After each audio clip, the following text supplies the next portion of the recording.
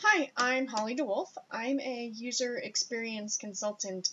That's just a fancy way of saying that I help product owners and developers think about their websites from a user's perspective. Today I'm going to be going through the Tuning Boost website, trying to imagine how a user would first approach this site. But I'm also going to have my UX professional hat on so I can keep an eye out for places where the user experience best practices can be applied to make that website better. I learned how to assess user experience designs from Bentley University. I have a master's degree in human factors and information design, and I've been designing and evaluating UX for 7 years. I've read through your questionnaire explaining the business, and I'll be going through this review with an eye towards general ease of use, elements to encourage users to return, and then also encouraging users to register. With that, let's get started. Okay, so here we are at tuningboost.com, showcasing the world's best aftermarket vehicle upgrades. This subheading, a little bit on the long side, but not too bad. What I would focus on here is what is the benefit to the user. So this heading, subheading is going to be really important to hooking that user and pulling them in. And what you need to really be concerned about with your copy and with selling to the user is letting them know what the benefit is to them. And it seems like in the questionnaire that you filled out for us, you understood that benefit. The benefit is the time and effort that they're going to save from not having to go to a million different websites to gather this information. But that pain point, that selling point, is not coming across in this subheading. So I would look at tweaking your copy to make it really clear to the user what it is that the benefit is to them. All four of these features here are also good, but I would kind of twist the words just a little bit, tweak them so that it makes sense. Why is it important that there's hundreds of worldwide manufacturers? Why is it important to the user, not to you, not to the company, but what from the user's perspective will discovering the latest upgrade releases mean to them? This uncovering products you never knew existed, that's actually a really good example. So I would keep that one just the way it is because it's speaking from the user's point of view.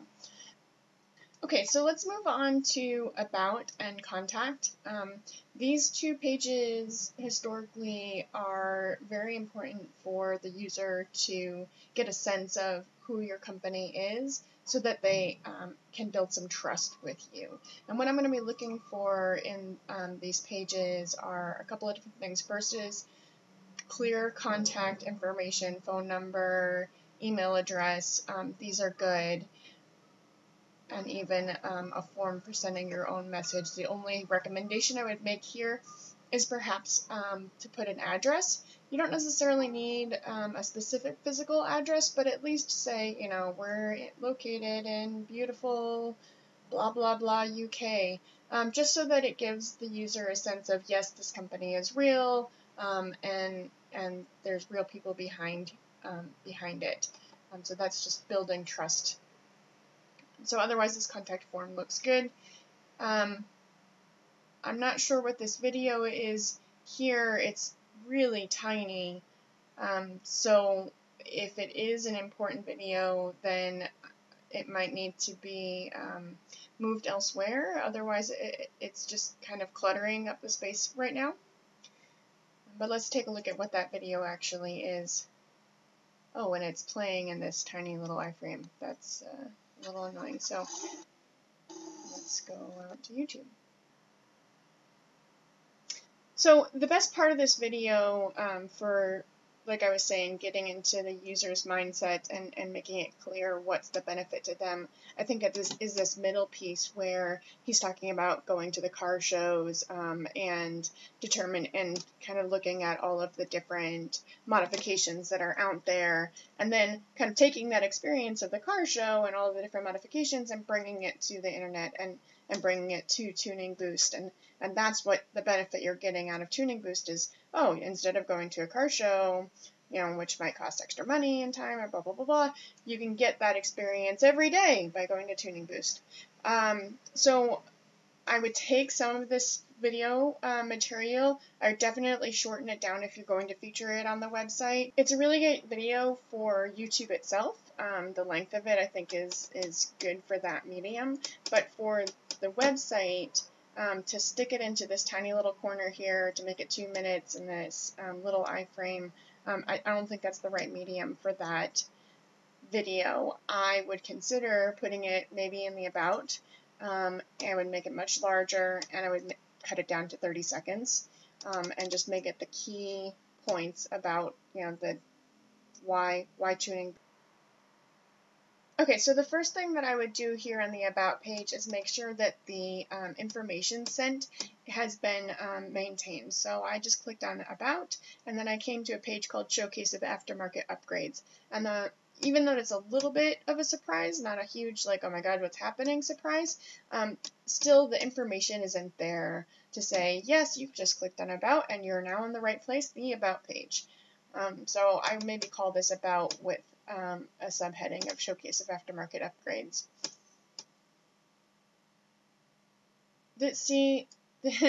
This is great copy, and I would immediately take this and put it in your subheading on the home page. It's definitely showing you the easy-to-use website, all in one place.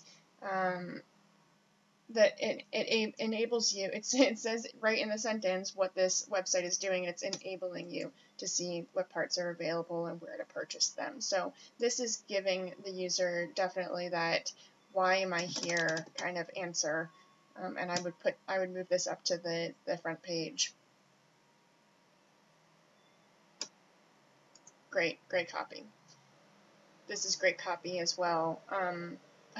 I would even consider taking this About and making your homepage more of an infinite scrolling web page.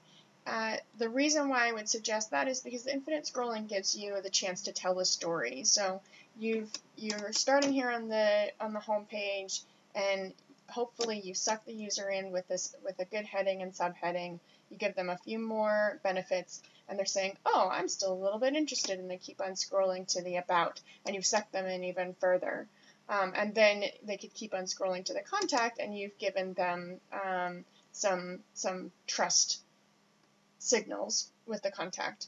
And then throughout that infinite scrolling page, you'd also have a clear call to action to start browsing now, start browsing now, start browsing now. The other thing I would say about the About page is that in your questionnaire you did say that your first priority was to build traffic so that your advertisers recognize you have traffic and will pay for that traffic, and that should be priority.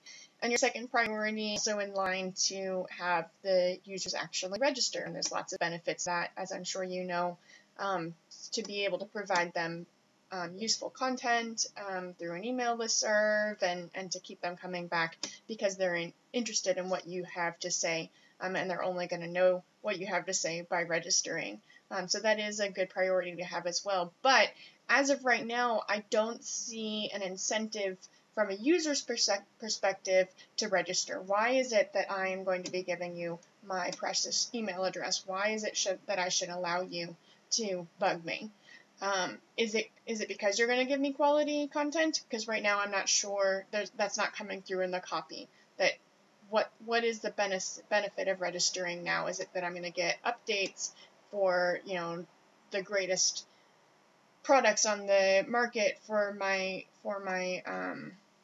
Nissan, or is it that I'm going to get great content, long form content about blogs about Nissan products, or what is it? What is my incentive for registering? And right now I don't see that yet. So I'm going to start browsing, and as I do that, I'm going to be looking for those incentives to register, but also obviously taking a look at the usability of the browsing experience. So let's start with our Nissan R35 GTR. Looks like we're still in beta, so there's only one car, which is fine. Always better to start with a minimal and grow from there, verify the market for this website. We keep on going.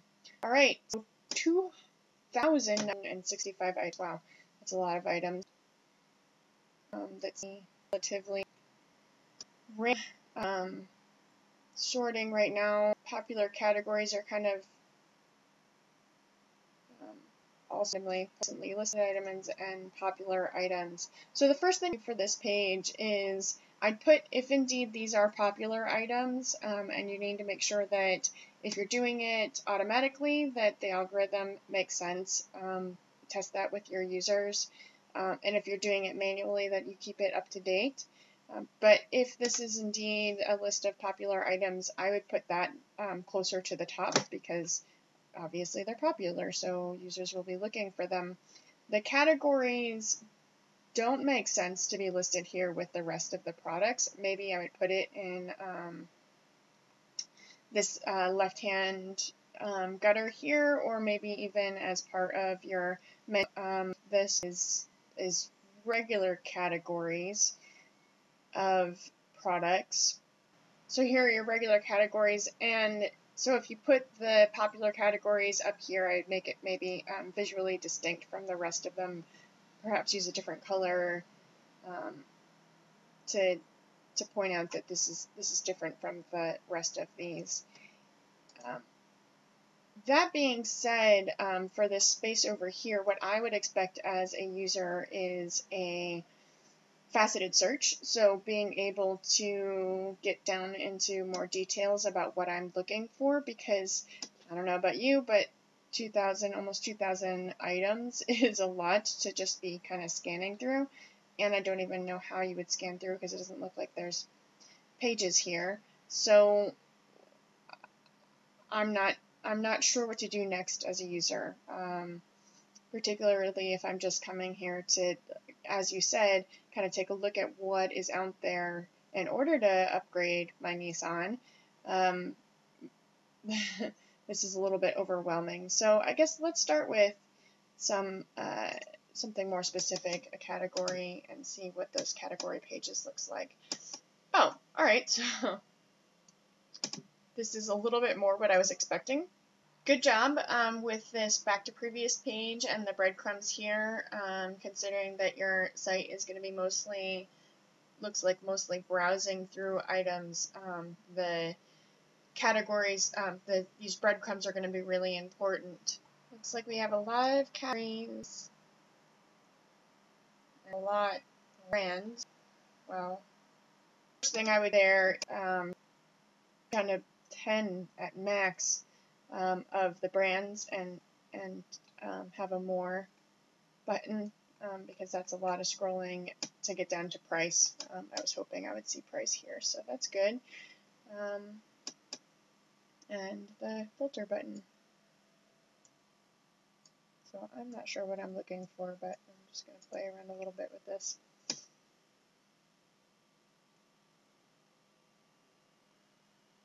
And you've got sort options here, sort by default. Now, I'm not sure what that means as a user or as a UX professional. Sort by default doesn't mean anything to me. So it's okay to have a default sort option, but make sure you let the user know what that is. Is it just random? If so, then it's not actually sorted right now. So it would be sort by none.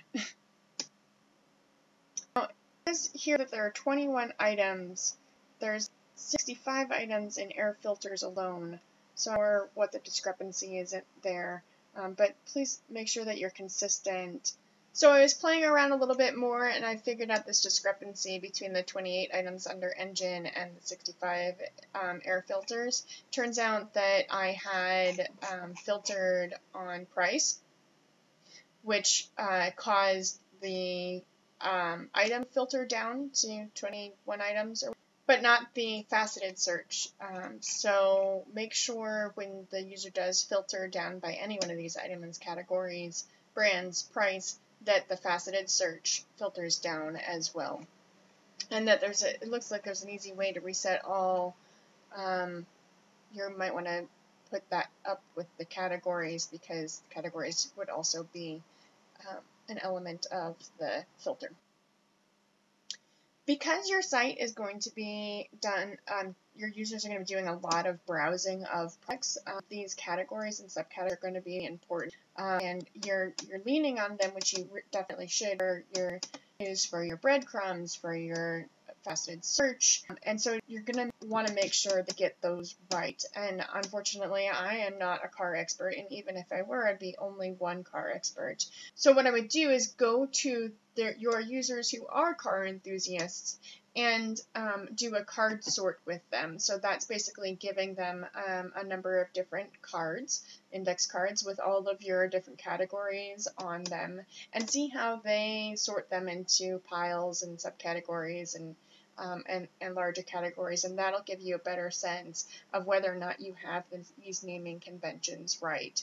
Okay, so let's go into a product itself and see what that looks like. Here we are at an air filter, some 3-inch intakes. I need to remove bumper fitting. So it looks like this is a couple of key aspects about the product itself. That's nice. Got your price, got other options. Make sure that they're relevant, and find out more. So, alright, so it looks like find out more is bringing me out to another site. So it's brought me out to another site. That's fine. I know that this site is only intended to showcase products from other sites, and as a use case, that makes sense. But just make sure that this find out more isn't going to be surprising the user with bringing them out to another site. Make sure the copy on this button makes it super clear that you're about to leave Turbo Boost and see something on, it looks like speed design. So maybe this button should say something more like, take me to speed to find out more, or visit vendor website, or something that makes it abundantly clear that they're about to leave Tuning Boost. And speaking of brands, I want to go back to the product listing page. I noticed here that there isn't a ton of information about the product in each one of those, which is tough. So the trade-off is that these tiles look very clean.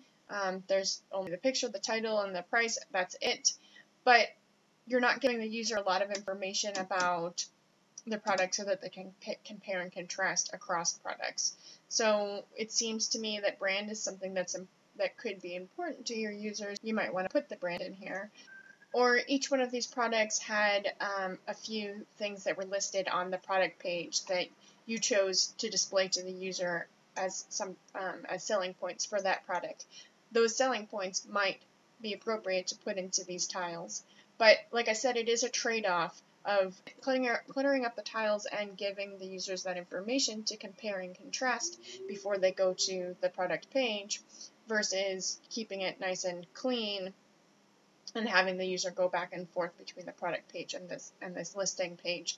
And that'd be absolutely something that I'd recommend A/B testing, putting a couple versions up and see and do kind of a satisfaction score to see whether or not the users appreciate one version versus the other.